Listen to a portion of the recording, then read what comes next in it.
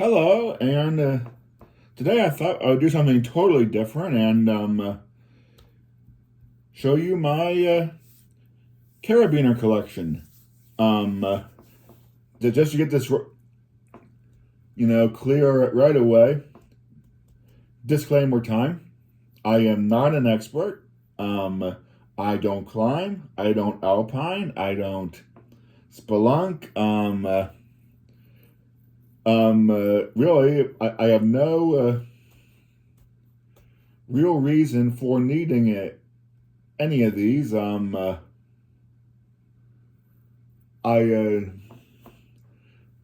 About the closest I've come is I have par- participated in certain adventure sports activities that some items like this were used on me, but I was more hands off and let the crew work with them. So, so also, do not ask me why I'm fascinated by carabiners. I just am. They fascinated me for a long time, and believe me that what I am have here is only a scratch of the surface of what's available. They are made in all kinds of shapes, sizes, colors. My main collecting criteria is the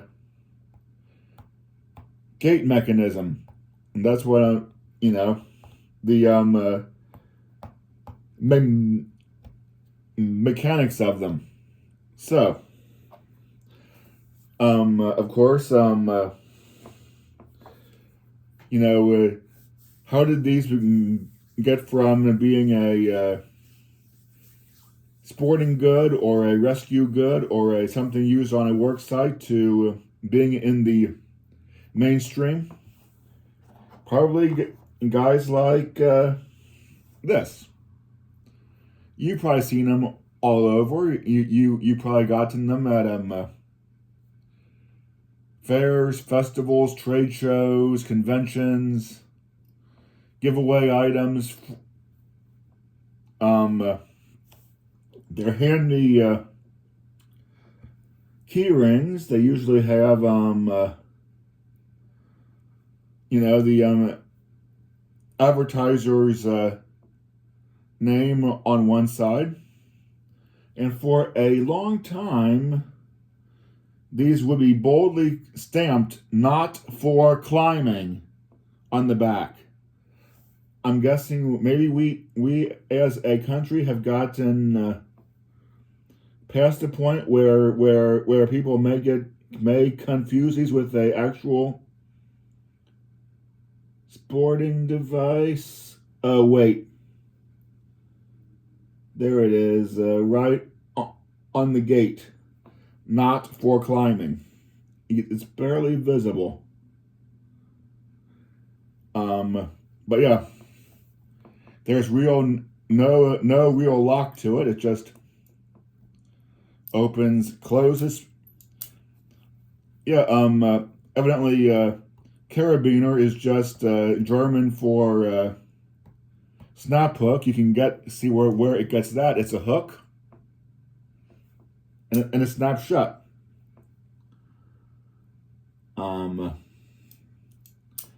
So, like most, these were given away as key rings. The problem is you bump up against something. Bye-bye keys. Had that happen a couple times. So I like the idea, especially when you ride roller coasters and, want something that'll stay with you.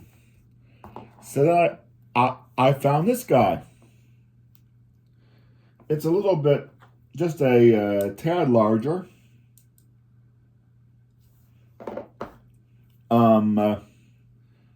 what it makes this guy better, you'll notice the gate doesn't open when you just squeeze it.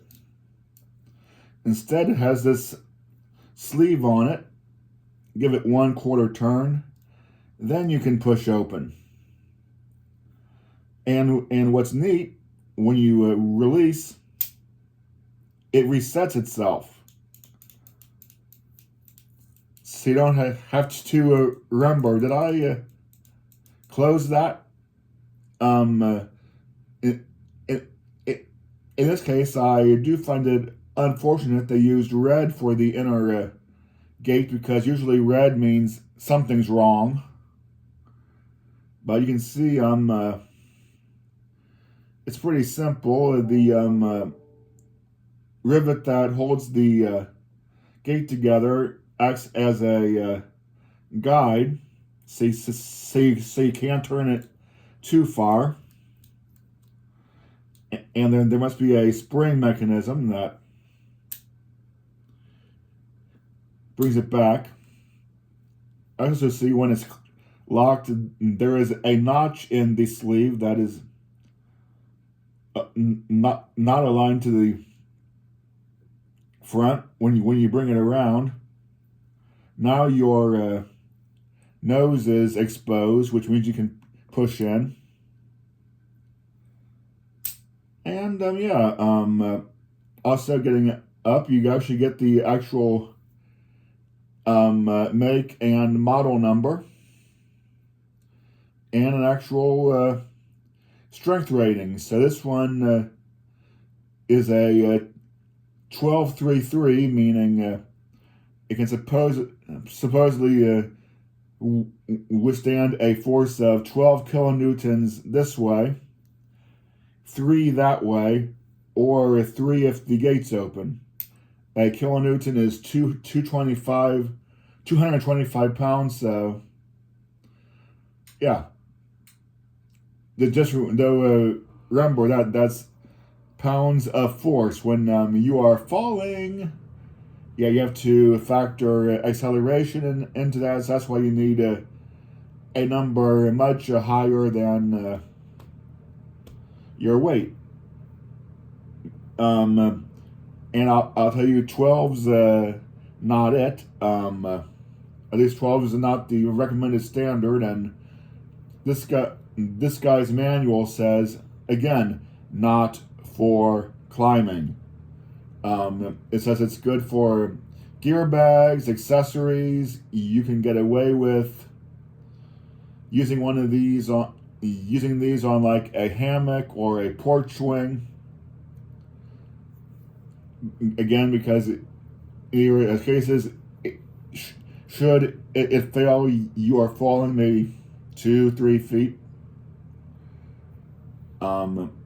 But just to show you, going from the wimpy one, I have the same principle applies on this much beefier one.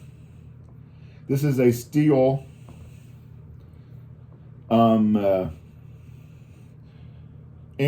approved, ANSI approved, which means you could, this is approved for occupational work at heights or rescue applications, and it works the same way. Give it a 1/4 turn, push in, and has the same notch in the bottom, the same gap that aligns to the when you turn it to the nose.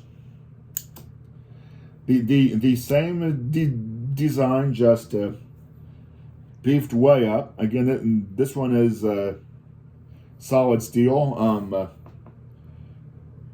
When you get into these, you actually get a again, you have the make and model number, and the rating. This one is a 50 kilonewtons of force versus the 12 of this one. From what I've read, the general guidelines for life safety is 21 kilonewtons minimum, and the way I remember that is the main flight carabiner on a sky coaster is rated to 63 kilonewtons, and remember, you could put three flyers or 3 lives on it at once.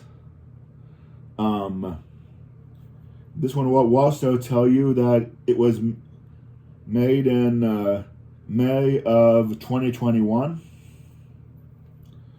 On the back, you have all kinds of certifying bodies marks on it. Who all has certified it?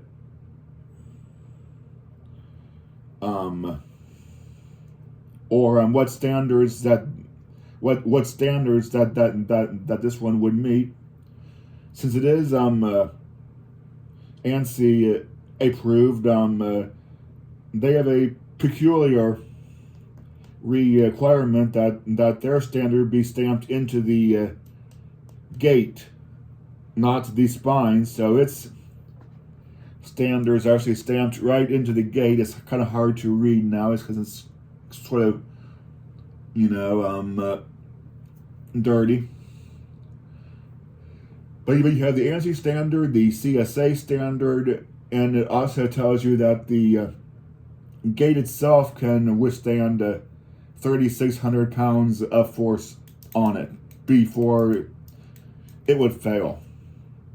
Yeah, that's the beefiest one I have. Problem is that I discovered, and I'm guessing others discovered. Let's just simulate my hand as a hard surface you are rubbing on. You are hanging down. You hit this rough surface, and boom, it's open.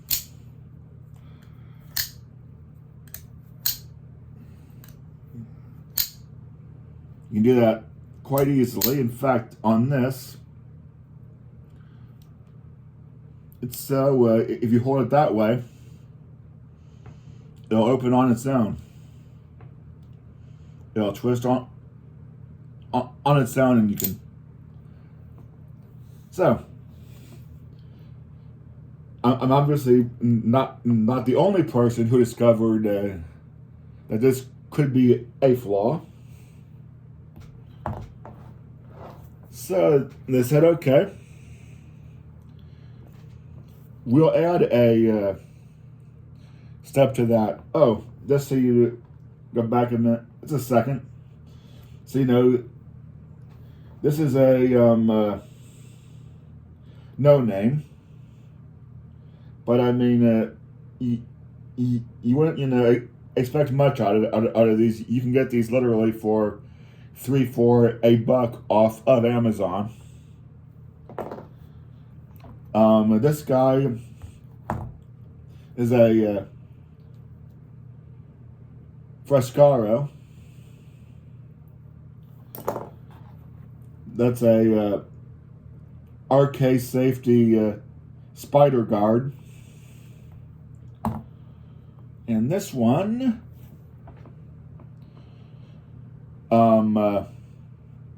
they said they've stopped you from just being able to rub against it. And the way they did that is before you can twist it, you have to push the black sleeve up to the top, then give it a quarter turn, then push in. And I'm sure the mechanics of this inside are interesting, because when you release it, it not only has to spring shut, twist the guard back and lower it again. So that's at least 3 different directions it's springing shut, and it won't start that process till it's totally closed. So, and you can tell if you look close, the bottom by the bottom rivet, it's more. This side doesn't come down as far, so this blocks you from twisting it until you push it up. So that clears that guard, and then that'll line up, and you can push in. And that seems to have solved that problem. Again, this one is a Petzl. It's a Petzl William Trilock. And as I said, when you get into the good stuff, you get all kinds of markings like Underwriter's Laboratory, NF, PA, so for fire safety. It'll give you the year and month it was made. It's like that, but this one it was hard to read, so but it's there, and a serial number. Yes, serial numbers. So I'm assuming that you can either track your own gear, or if this was you involved in an accident, they could tell, trace it back. Tells you for climbing, it has letter codes, what applications it's best suited for. This one has a B and an H. Again, it's a Petzl William Trilock, and again the instruct symbol to read the instructions first. And then up here, some more certifications. And on this side, you have more certifications, and it's strength rating. So this is a 27, 8 and 8, and UIAA, so good for alpining.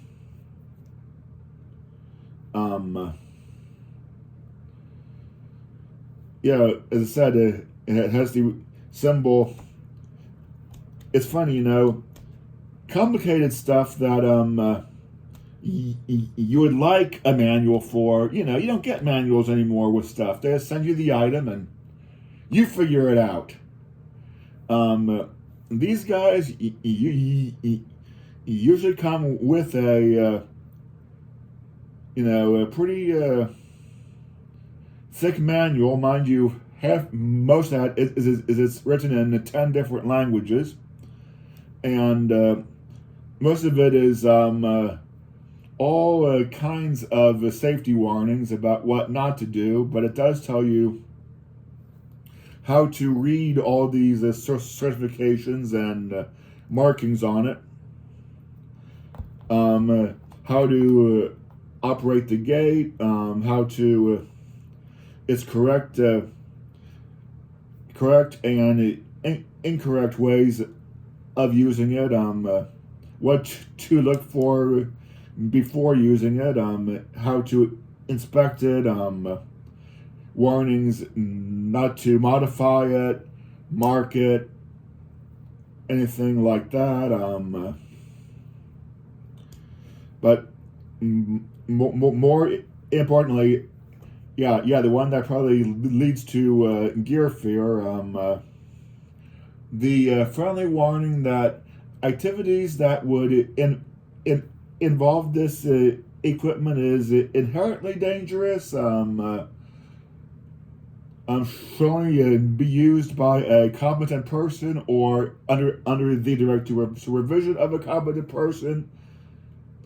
And then the final, you are responsible for its proper use. And then the final clause, the one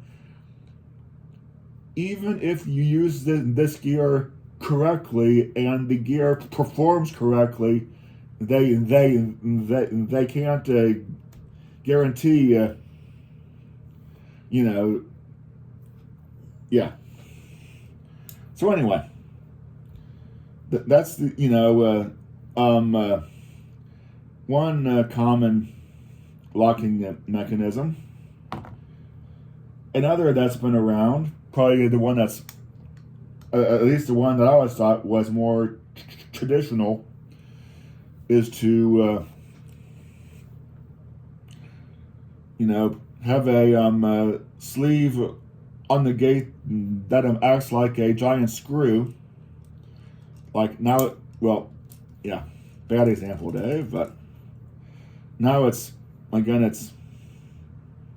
you can't rub against it and open it till you unscrew this all the way down. Then it'll open.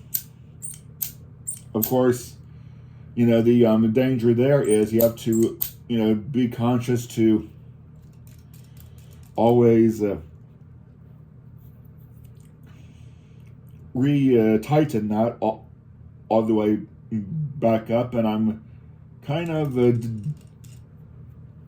surprised this one doesn't have any danger marking or any marking in it to tell you, hey buddy, it's open. I guess you could see that the gap there, but there's no real indicator. And this one, if you notice, there's a notched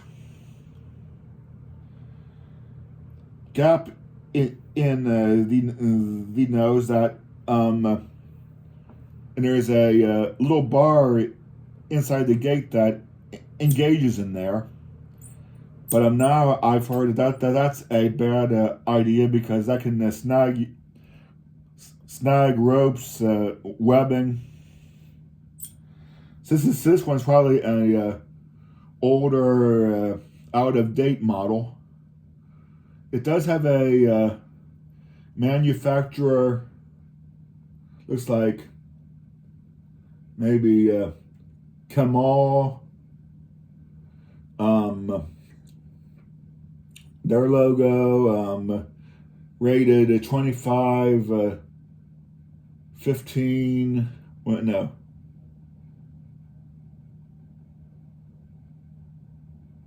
25, 9, and 9. The rating, the manufacturer, and certifications on this side. And again, read the manual icon, which is interesting, as this one didn't come with a manual. And when I look up that brand name, the only place just it circles me to Amazon to buy them. So, but never fear, our good buddies at Petzl. Again, this is again a Petzl Williams, and unlike the big Spider Guard and this oval that are steel, most of these are now made of aluminum alloy. But again, it's the same as this one, just a different. Obviously came in a different color and a different gate, obviously. And this has the same screw mechanism. The difference being, when you unscrew it, there's a nice, comforting red, bright red. It's open. Something's wrong here. You better close that. But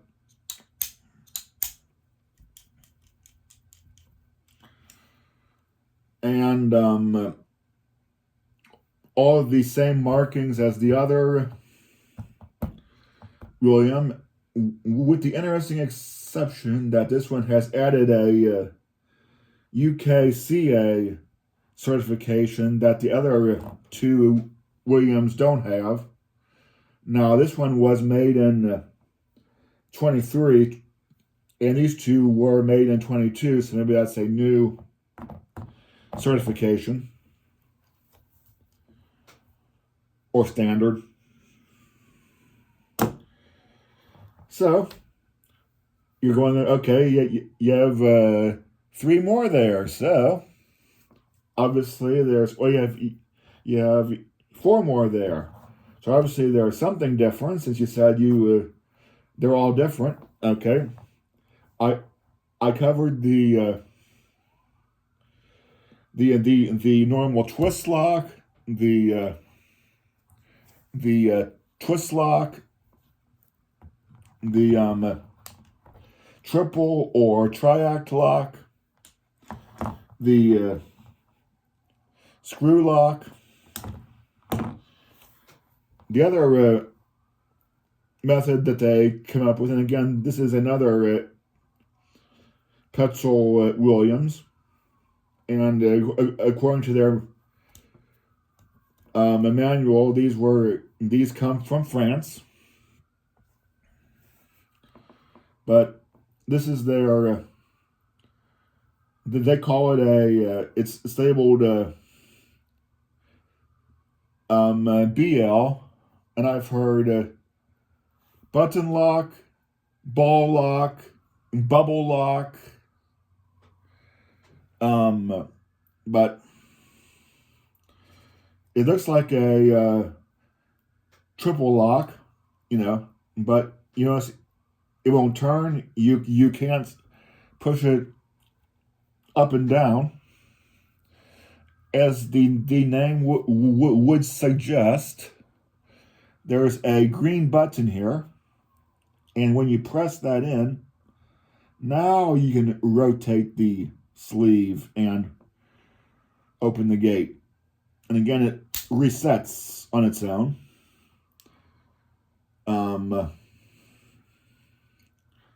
All of the same, ratings, certification, standards, serial number.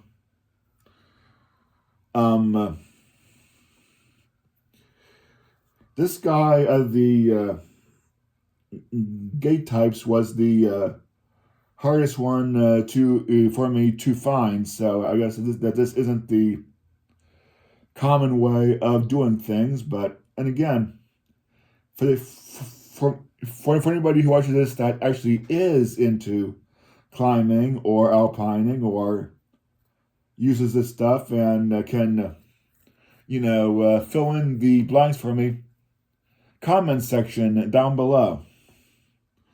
But yeah, the button lock, just push in, twist, open, and you notice when it's open, you can't see the green until it's completely closed. Then you can see the green again. So you have a nice visual indicator that it's locked and ready. Now, here's one that even I'm guessing even the alpiners amongst you or climbers amongst you may not have seen. Button lock. Button lock. Kind of. This guy is a Petzl AMD, and at first it looks pretty, it's pretty subtle. There's nothing special about it to give away its hidden secret. I mean, even if you, especially if you are a casual novice and didn't know what to look for, but Yes, where the button should be, it looks like, I guess that's just a screw holding that together. No, this one is not in their, sporting goods catalog. It's not even in their occupational catalog. This one, I happen to stumble on. This is aimed solely at, well, two markets. Adventure parks, ropes courses, adventure parks, or campgrounds. Like not campgrounds you would stay at, more like summer camps, day camps, that kind of thing. And if you think about it, what do summer camps, day camps, and commercial adventure sports activities have in common? You have equipment being used by novices that you only, and believe me, I fall squarely in that category myself.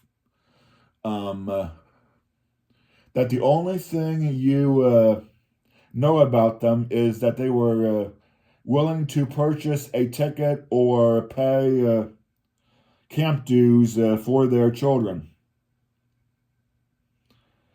And maybe you have trust issues, shall we say, with those same people.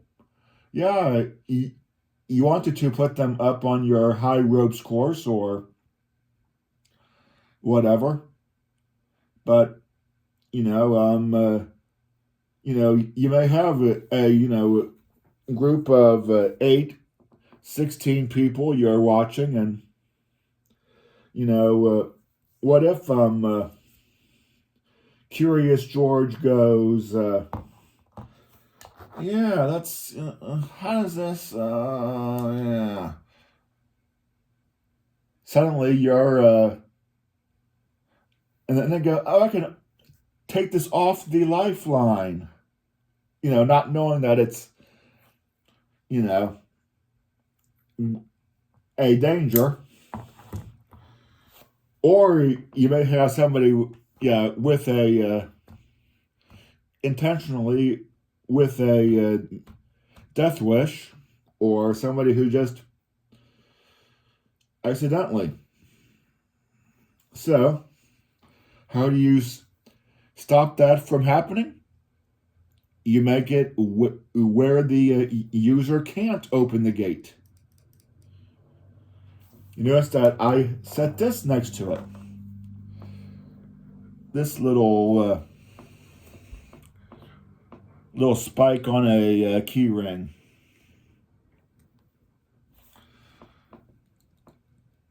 That's the button that is recessed where you can't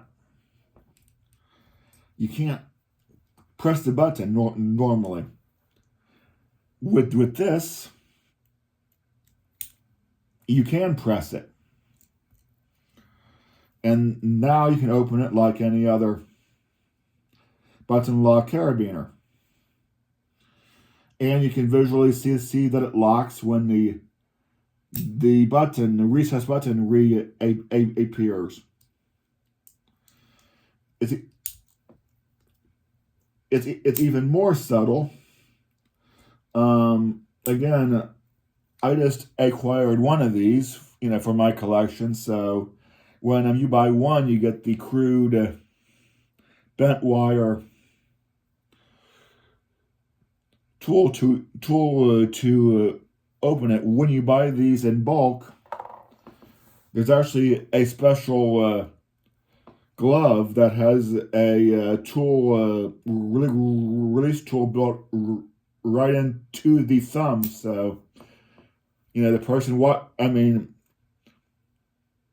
you would never know that the person opening it has a tool on their thumb and is,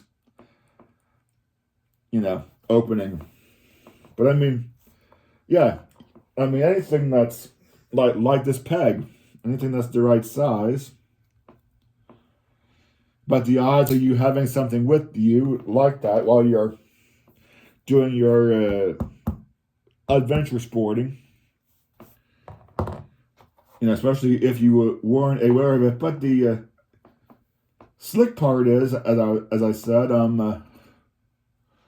since it's subtle, unless you know that in this exists, if you are a well behaved patron or client or camper, you would never know that you are actually effectively locked in.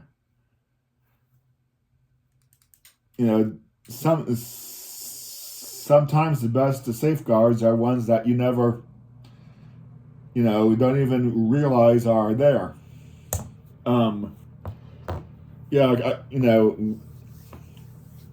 Stuff that's way too expensive for just a collection like this. There are like specialty carabiners that are paired on a lanyard that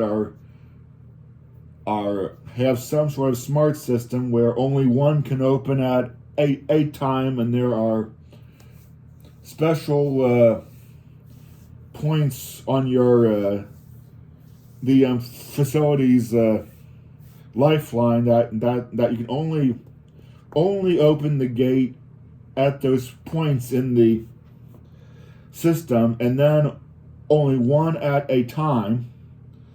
And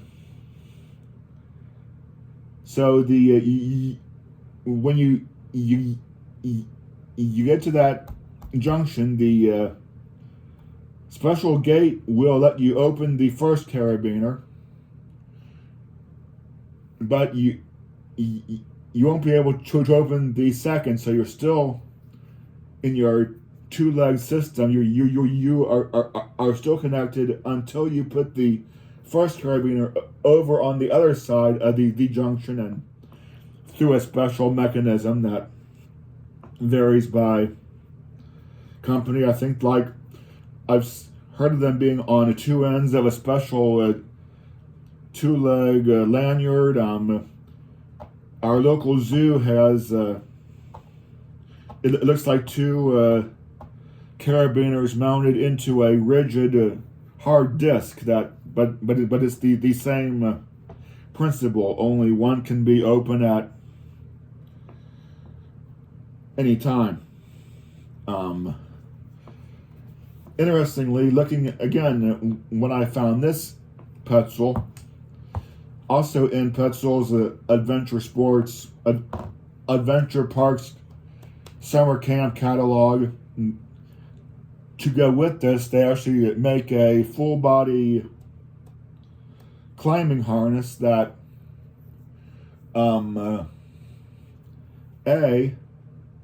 buckles in the back of the person. All the adjustments are in the back of the person, and you need one of these to release the buckles. So yeah, lock the person into the harness to a lanyard that is girth hitched onto the harness, so you can't release the lanyard at the harness. Use one of these on to the lifeline. They're totally locked in. Again, there's smart systems that I've mentioned for that actually give the person the ability to do the transfers across the junction points themselves and make them feel more involved in or engaged in their activity. People tend to be more careful when they think that they're actually doing something life critical. But again, those systems prevent you from accidentally or intentionally trying to do something wrong. And again, if they don't, if they learned well, they would never know they were being mechanically controlled. If they try to make a mistake, the system's going to give them a gentle reminder, shall we say. And of course, then there's also systems where they make it where you never have to, go over a junction, or the system can cross the junction itself. When I climbed the Purple People Bridge, they used a Latchways trans fastener on me. That way, I could pass it over the junctions without having to remove it through some magic. And so, I also have two left. These are more getting into the exotics. Okay. Following the principle, if 3 steps is good, 1, 2, 3. If 3 steps is good, then 4 steps has got to be better. May I introduce to you the quad lock, or I think this company calls it the Duro lock. But as the name suggests, it takes 4 steps instead of 3 to open this one. This is it says it's a DMM made in Wales. It's got again, read the instructions, certifications, and standard stamps on it. Strength rating, all the things you would expect. More standards.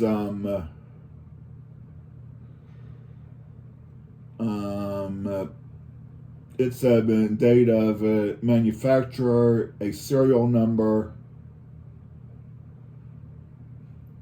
But you'll notice that this one has, if you look closely, there is the silver gate, then a green inner sleeve, then a purple outer sleeve. And the way this one works, you notice that the notch in the purple sleeve is already aligned to the nose, but you can't open it because the green sleeve is blocking it, and the green sleeve has a check mark indicator to tell you it's fully locked. This one, first you twist the purple sleeve backwards from what you are used to, quarter turn. Now you can push the purple sleeve up, as you might expect. Now you'll notice if I turn to the side, now both notches are aligned. Now I can twist again back the way I came, and now both notches will turn and line up to the nose, and now you can open it. And again, it'll all automatically reset.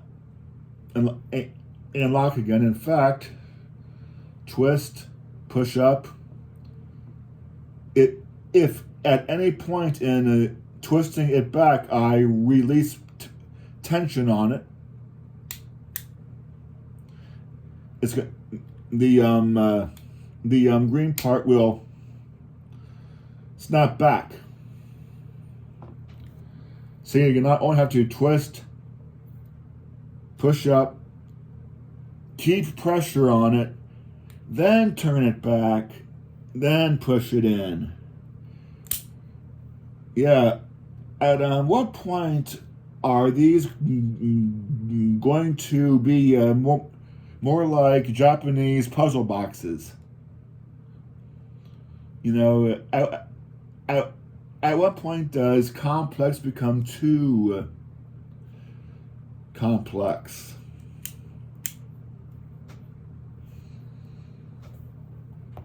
And then our last one. This is evidently something I believe relatively new. This one is a rock exotic Rocco. And why do I want to put plane after that? Rocco plane. But it's got a few interesting characteristics. One, for those that are, this matters, it is a American USA made carabiner. And it's, at first you go, it looks pretty standard. It's got the usual, make, model, country of origin, turn it over. You have the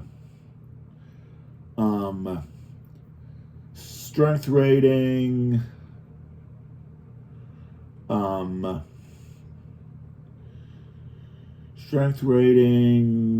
read the manual. It's recommended use codes, your certifications, and all the stuff you would normally expect, and to be on it.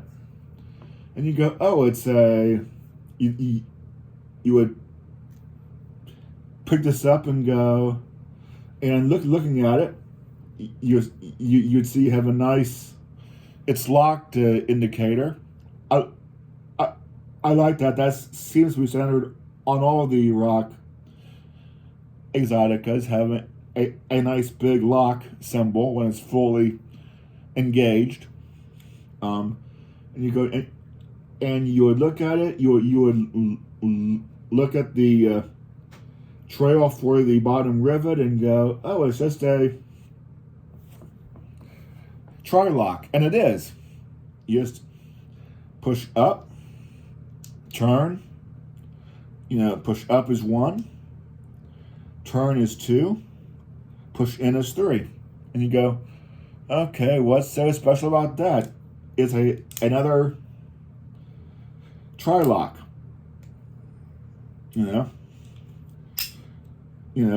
Just like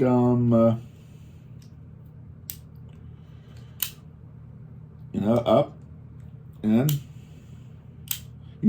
but if you've been watching closely, you notice it doesn't always spring back. Like this time, I'll push up, turn, open, release, and it sprang back. Can't open it unless I do all that again. This time, I'll close it. It didn't spring back. No, it's not defective. Yeah, I can now open it like as plain and simple as this little guy. I can just press in. I can just press in. And again, it's not defective. It's working just like the manufacturer, told me it would. Now, if I press the gate all the way in, now it's locked again. This is their and they are proud of this. This is their what they call their Orca lock. You can they right stands right on the gate, Orca. It's on the spine, Orca. There's actually it'd be hard for you to see because it is just laser engraved. There is actually a picture of an orca whale. Yeah, they're proud of this. Their Orca lock stands for, that's an acronym. Stands for open and ready, closes automatically. Let me go through this slower this time. Again, I'll push up, I'll twist. Now, I'll push it back down. You might have heard a little click. What is happening is the bottom guide that rivet rides on. There is a little pocket here that holds it open. So now I can, as I just open it and close it. Since now it's open and ready, I could open it, put gear on it, close it, or I can when I'm finished a session and I'm hanging this on my rack, just open it, hang it. Now I'm ready for it. Open it a little bit, take it off, open it, put gear on it. Then when I'm ready to put a life on it, open it all the way, closes automatically.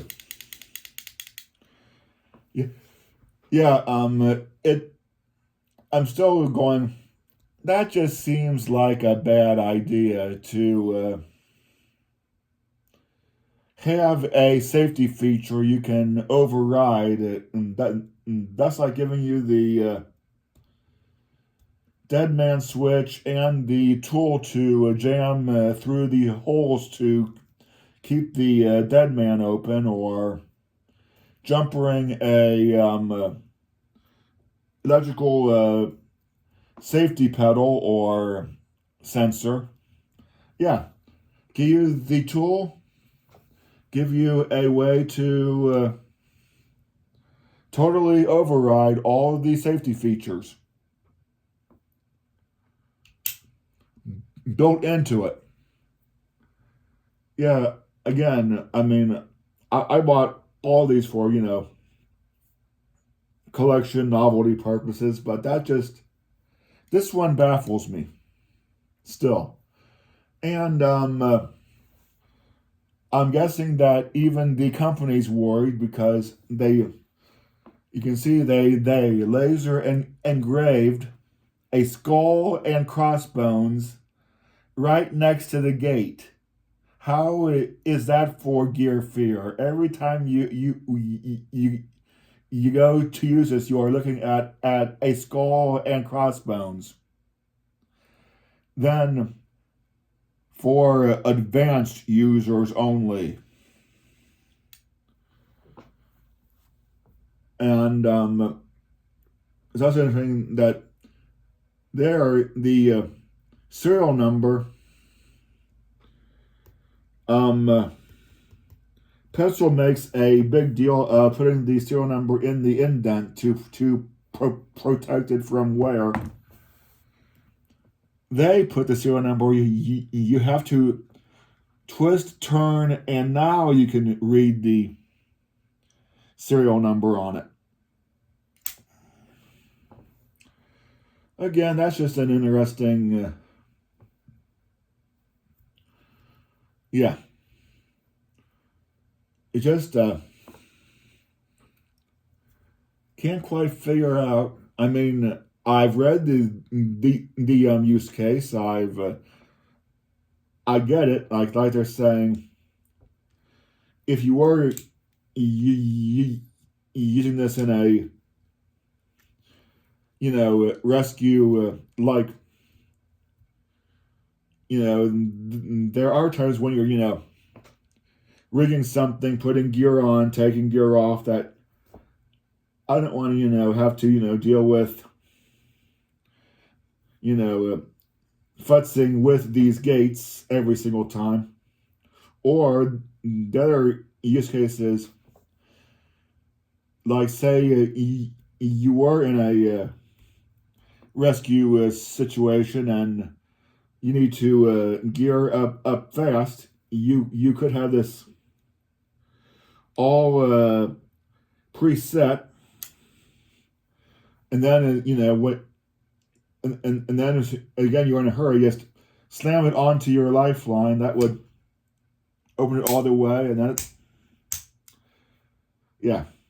So I get the use case where it just still baffles me that they would give you something that you could override all these safety features. Anyway, I've rambled on enough, for just a simple piece of hardware. Yeah, I just rambled on enough, so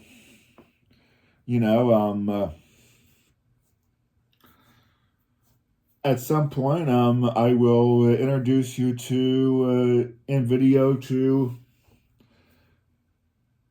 something else I collect that I'm working on. I'm not quite sure what that would be.